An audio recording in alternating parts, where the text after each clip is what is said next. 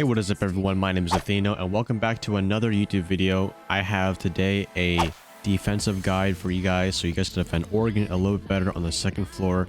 And Merry Christmas to you guys. It's the 25th. It actually is Christmas. It's 1 a.m. But I decided I want to get a video for you guys. Really want to upload daily for you guys too. So to start out with, I'll be starting you guys with an anchor and I'll show you guys a roam because I know not a lot of people like to always sit on site. You know, this is for my fraggers, for all my siege players. So let's start out with smoke and then we roam with maybe someone like mute instead. So let's get started with the anchor. So the anchor of the site normally means literally he's in sight and he's holding it down, preventing the plant. So smoke is the perfect example for that. So when you first spawn in, you want to make sure you make the white rotates. Now it might seem what I'm doing is a little bit longer, but I'm explaining it to you. So, but when we do this in a real match, we will have enough setup time, so don't worry too much about it. Next, we're going to make footholds right here, along with a little rotate. A little rotate on the side right here in case we need to move. The reason being on the right side, the left side also does work, but the right side is more big window friendly. That way you can defend big window when they hop in a little bit easier. Then you want to reinforce this wall to the left.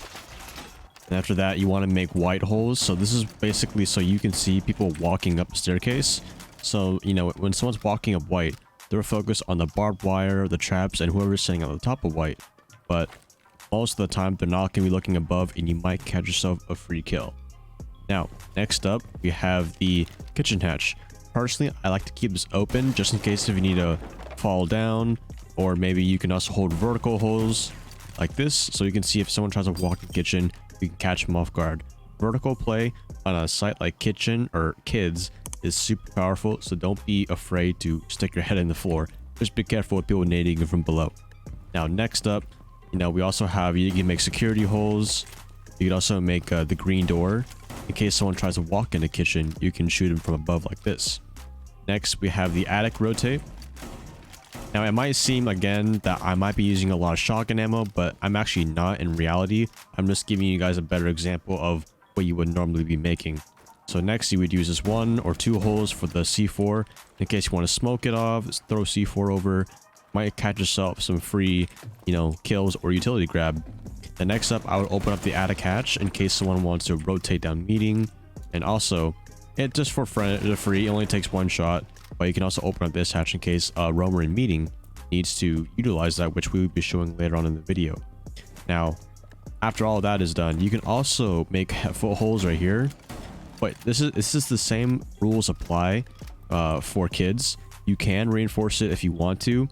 The reason being you don't reinforce it and make footholds is so you can see when people drop down, or maybe they're in pit, you know, they're exposed. But the downside of it is the hole works against you too. So you want to be careful of how you sit here, because it's going to be harder to move in kids if they can see your feet all the time.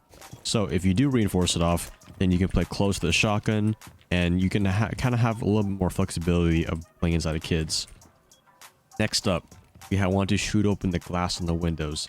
The reason I shoot on open glass, you guys might see it on stream a lot, but the whole purpose is that way you can hear people repelling. You want to be careful to not destroy all of the glass, but just enough so you hear the glass break. That means you can actually now hear if someone repels, it'll be a lot more easier to hear. Same with big window. I just like to do a little circle like this. You can hear the glass break. I like to do straight down. That way I'm not focusing one spot, and then they can actually, you know, help out break the glass without making any holes that can go through. And after all that, you shouldn't have time to reinforce, but if you do have time to reinforce, you know, since you're an anchor, as an anchor in a site like Oregon, on kids, people are still running out of spawn, so you could even be like 40-second, like at that 40-second mark, like 20 seconds into the round, you could still set up if you wanted to. I don't advise you do it because your teammates need to help you out, but it's okay to set up 20 seconds into the round because you're on site and you still have time. So don't feel like you have to drop everything once the timer ends, unless you're a roamer, which we will talk about in the next setup. And then the last thing you would do is put down your shield. And as an anchor, you want to play in kids, maybe top white, big window. You can even play this called bolo spot. You can play close to the shotgun. pit. You have a lot of options of where you want to play. You can play anywhere you want. This really depends on where they're pushing and what you think is the best.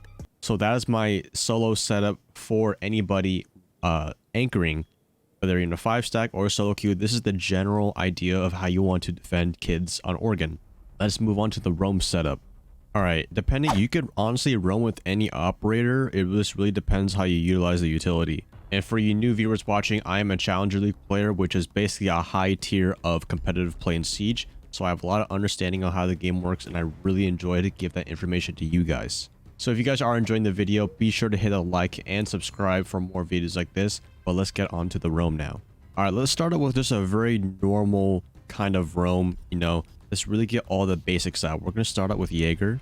So if I were to roam with Jaeger, let me show you how I would set up. So first, I would try to reinforce a little bit, because as Jaeger, you have a lot of utility set up. So I would put 2 ADSs on the trophy door like this. So basically, the reason why I would put 2 here is that this is a very high contention spot. People like to throw nades here. This is basically like where most of the attackers go throw projectiles from. So if there's that smoke shield that we talked about, this will help out with that setup. So whether it's solo queuing or 5-stacking, a good ADS placement will never fail you. And these can also not get shot by the gen window if placed correctly, so that's a good up for that. I would put barbed wire on any kind of doorway like this. You could put it for even big window. I will always put your last piece of barbed wire on white stairs. Another thing you can also do is put the barbed wire on pit. Remember, if we open up the hatch and we put the barbed wire on the right side, then they have to go through the barbed wire, which will slow them down. Now, if you're a roamer and your setup time isn't that long, like Jaeger has a mid setup time, but if you're Vigil, be sure to grab walls. Your smoke's making the rotates, your mute's making, he's putting down his jammers. You need to reinforce for your team. So while I'm at it, I'll just show you guys all the walls that if you don't know what to reinforce, just grab these ones right here. And if your team ever reinforced the wrong wall, don't sweat it too much. You don't have control over that kind of stuff. So don't worry too much about it and just keep moving on with your game. And if you have one more ADS, I would recommend you just put it for pit right here. You could also put it, people like to throw a grenade through this window. You could put another ADS right here. Another spot, you could put a top white like this so you don't get naded to a big window. And this is the classic, I like this one too, because it can't get shot from trophy door, but it protects you from a lot of different angles. And again, left or right side reinforcement doesn't really matter as long as you just understand it. And then the master walls, reinforce the master walls. And then the last walls you should be reinforcing. I think we covered all of them. Yeah, we've covered all of them. So as long as we get those down, then you're good to roam. You should have at least like 10 to 5 seconds left to really get in position. I would try to really get your setup done like as soon as possible. Don't spend too much time trying to shoot drones like in sight. Like, don't be running around like this. Go try to find one, because you have things set up. It's more important that you collect that drone after the prep phase has ended, and instead put all of your ADSs and all of your utility down. That way, in case you ever die early, your utility's all down and you didn't really die without a purpose. All right, now let's say 5 seconds is left in the round. The first thing I would do is to go hunt drones. Common drone spots on a kid's defense is this drone hole right here. You want to check above and this little cabinet and kitchen. People like to put pre-places downstairs because they like to entering from below, or maybe even master side. It's just people like doing it. The more drones you can collect early on, the better chance you have at wasting their time. Now, if they're pushing master side over, they're going for the main breach. Some good roaming spots you could do is this place called Z. If you ever want to learn Oregon callouts, I think I made an Oregon callout video. You can check that on my YouTube channel. But if they're going master side, I would try to roam Z, maybe collect a few drones. People from going in below try to shoot off, the wall denial. You can shoot them in the back right here. Just be careful. You are exposed to a lot of angles, so don't try to stray around like this area for too long. Now, if they're going for attic, if you want to roam around attic, you can, if this hatch is open, you can sit down here and wait for them to walk through, and you can shoot them right there. Or you could just try to shoot a lot of drones down here. People like to put flank drones down here. You can shoot these, and then you can even flank up T1 steps, or even T2 if you're ballsy, if you see the play. But you want to be careful that a flank should not happen until literally the end of the round, because people are always going to be watching it. So that's just in general for roam advice. And also on the roam, you want to prioritize wasting time before you chase kills. If you chase kills, then you're gonna catch yourself in a lot of mistakes, aggressive mistakes. But it's not that kills are bad, it's mostly that kills aren't as worth as wasting a lot of time. Because with time being on your side as a defender, you want to abuse that against the attackers. So if you're alive, if you have no kills, but you're alive until literally the last 30 seconds, you are way stronger than if you were just get a random pick on an Ash early in the round, you know what I mean? So if they're pushing attic, that's how I would roam. But let's say if they're pushing from kitchen over, the way I would roam is I would try to come through green hall. I would try to roam meeting side a little bit too. For early on the round, I want to always be moving, and if I get droned, I want to be switching places a little bit here and there, because the second you get droned out, that's where the enemy last knew you from. So you want to utilize your map and really open your brain up to, okay, how can I catch this guy off guard? And that's where good positioning will come in. If they're coming west over, which is a shower hall over, I would try to collect their first wave of drones. Once I collect the drone, I would fall off of dining and showers, and then that is like the red area now. Now, I don't want to go past this double door, and then I can hold an angle right here. You know, you want to keep the pressure up, and then you just keep backtracking, keep wasting the time, and then eventually, you know, you die or you get a kill, and then if you're still alive, I would just come up white, and then now your roam is done, and then all you have to do is just wait for them to enter the building. Now, if you're not Jaeger and you have a C4, or maybe you have some sort of information, don't be afraid to make that play for your team.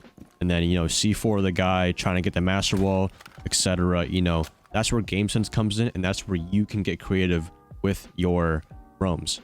So this will conclude my Oregon defense guide for like the part 1 in a way. This is mostly just for kids anchor and roam to get you guys defending Oregon a little bit better on kids bomb site. So if this video did help you out, whether the roam or the anchor, be sure to subscribe and leave a like on the video. It helps me and it helps grow the channel a lot more. And I look forward to seeing you guys in my next video. Merry Christmas and have a good rest of your day.